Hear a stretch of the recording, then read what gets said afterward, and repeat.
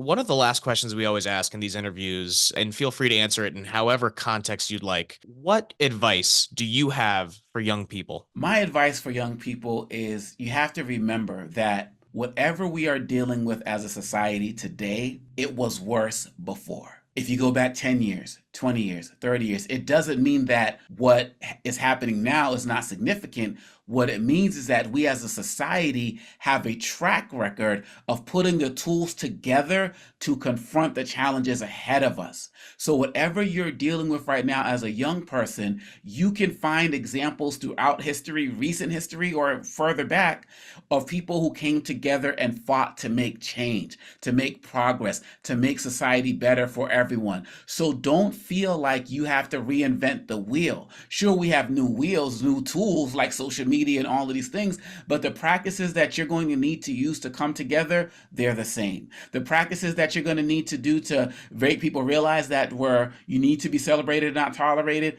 it's all the same. And lastly, if you're dealing with things in your personal life, all of what I've talked about before is public issues, but in your personal life, you have to remember in this world, you have to ask for help, not because you're weak, but because you want to remain strong. There is no reason for you to feel like you need to go it alone. When I was going through my worst as a teenager and I went to a conference and I heard somebody say that, suicide is a permanent solution to a temporary problem, those were one of the phrases that really changed my life. If you stay the course, it will get better. If you believe that you're worth it, it will get better. And surround yourself with people who support you and represent where you want to go. And that's how you can make the rest of your life the best of your life. There are lots of challenges you're dealing with that I didn't have to deal with today, but because of so many things that people have fought for you to have a better life, your future is also brighter than any other time in human history. And sometimes we just need to do the work needed to remove those blinders to allow us